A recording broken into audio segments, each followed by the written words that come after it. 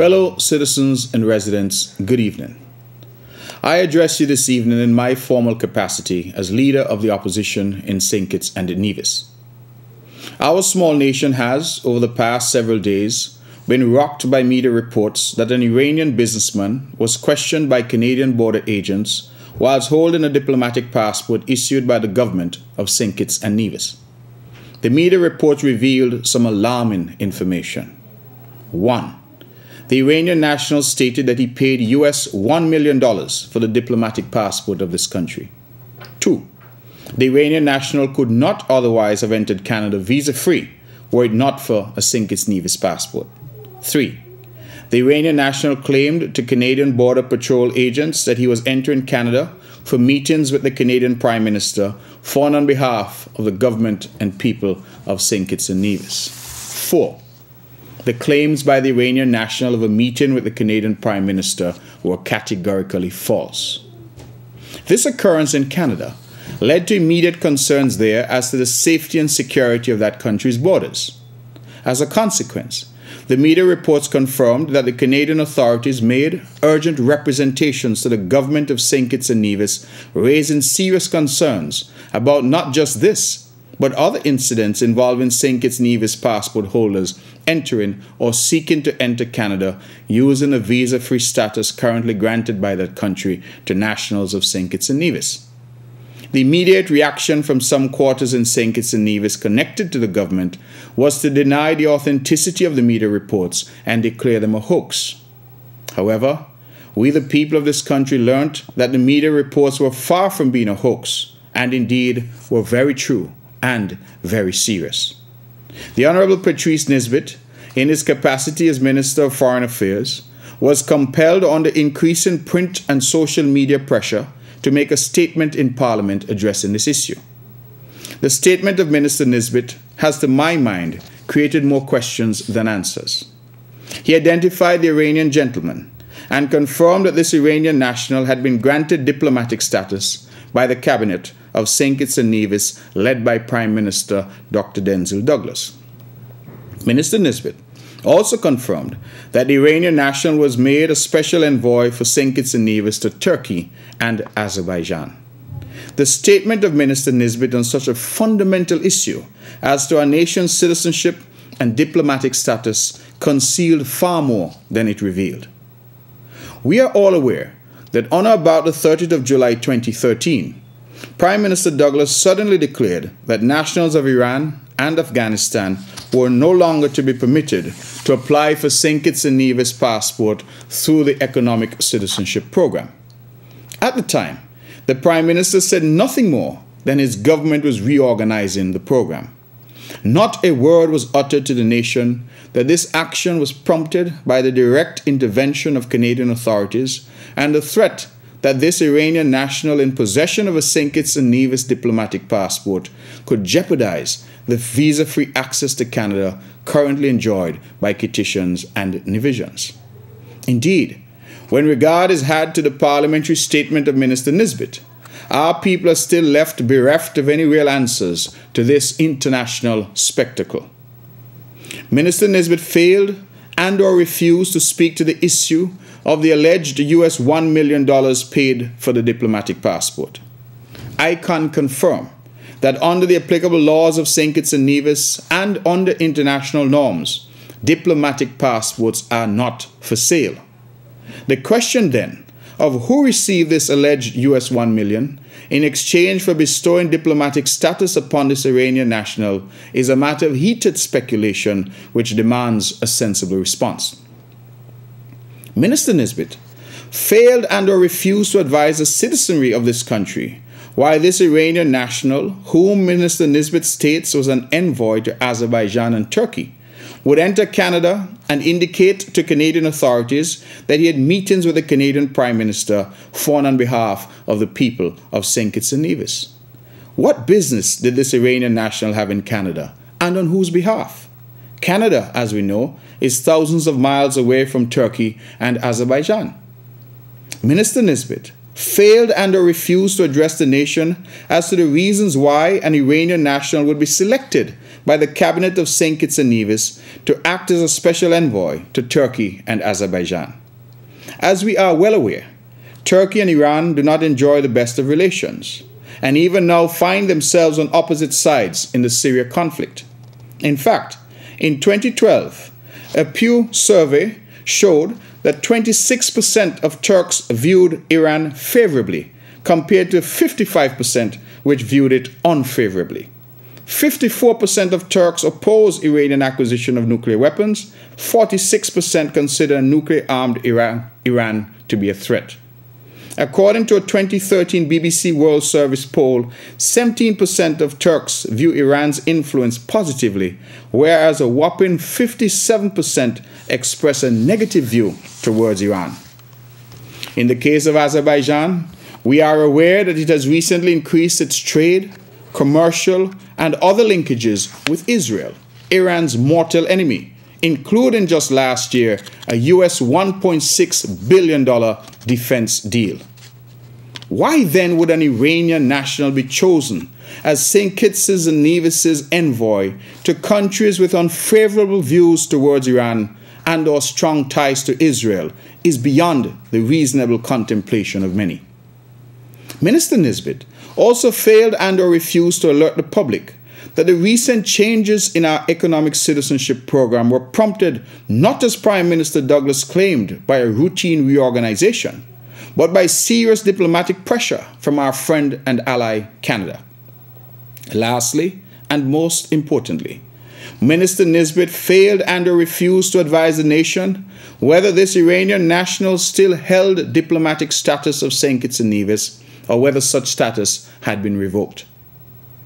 I have seen documents dated 11 July 2013 which satisfy me that Minister Nisbet and Prime Minister Douglas and the entire cabinet well knew of the serious breach of international law and comity. I am equally satisfied that they sought to mislead the Kittitian and Nevisian public by their assertion that the decision to prevent Iranians and Afghans from applying for St. Kitts-Nevis citizenship through investment was a routine reorganization of the Citizenship by Investment program. I believe, based on what I have seen, that our visa-free travel to Canada enjoyed by our citizens has been seriously jeopardized by this international scandal. Indeed, Minister Nisbet, in his own words, in documents seen by me, urged his cabinet colleagues to act, citing, and I quote, the sensitivity of this matter and particularly the possible implications for the continuation of the visa-free status which the Federation enjoys with Canada. End of quote. Our public would have been well aware that this Douglas-led administration elected to remove the place of origin or place of birth from the St. Kitts-Nevis passport. What better way to conceal the true origins of citizens from distant lands whose origins might excite alarm in Western countries? As leader of the opposition, I have publicly decried this move by the Prime Minister to no avail. Now Minister Nisbet has belatedly advised that we will now in St. Kitts-Nevis revert to the internationally accepted standard of noting a passport holder's place of birth or place of origin on our passports. Again, I am satisfied that this was one of the serious concerns raised by the Canadian authorities with the government of St. Kitts-Nevis, and it is indeed only as a result of such concerns that our government has been forced to do what is right. I am equally aware that the Canadian authorities also raised issues of persons being permitted to change their names in St. Kitts-Nevis and then acquire passports of our country in their new name. What a better way to obliterate the previous identity of the passport holder. Again, Minister Nisbet has now belatedly stated that too must change. I am deeply concerned at what this international scandal might mean for our citizens and the difficulties they might now encounter in entering hitherto friendly countries.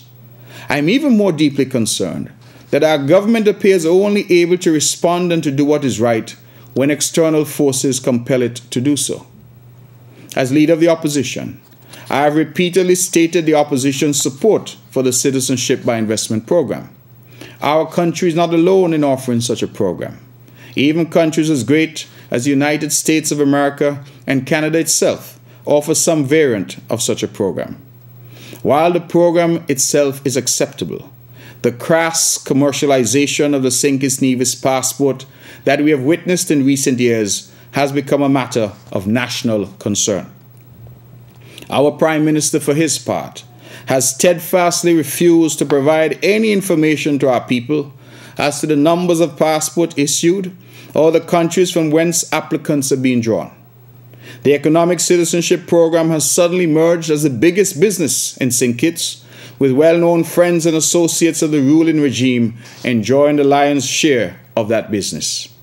Millions of dollars are being generated for a select few. But I asked, at what cost to our national pride and dignity? This recent event in Canada and the firm intervention of the Canadian authorities should alarm us all that the necessary due diligence structures are lacking. This incident should warn us all that unscrupulous persons in high places are prepared to demand and accept US $1 million payments for granting diplomatic status where such status is never for sale and should never be bartered in this way. Her Majesty's loyal opposition wishes to convey to our friends in Canada that we cherish the close bonds of friendship that we have always enjoyed and that have always united our two peoples. We will work tirelessly with Canada and other friends and allies to ensure that we take every step to protect the historic bonds of friendship and cooperation that we have always enjoyed. In this regard, the government and people of Canada can rest assured that they have no better friends in this region than the people of St. Kitts-Nevis. But whilst we give such assurances to Canada, we wish also to make it pellucid to the Denzel Douglas-led regime that our patrimony and our dignity and pride as Kittitians and Nevisians are not for sale. There can be no for sale signs at the Robert Llewellyn Bradshaw or the Vance Amry International Airports. Our nation must not become a harlot for the highest bidder. We must set about repairing our image internationally, and we must set about it now with alacrity. I accordingly this evening demand of our Prime Minister and Minister Nisbet a fulsome and truthful statement addressing frontally the serious international scandal. I demand in particular to know whether in fact US $1 million was paid for this diplomatic passport and to whom such corrupt payments were made. I further demand that the diplomatic status accorded to this Iranian national by cabinet be immediately revoked.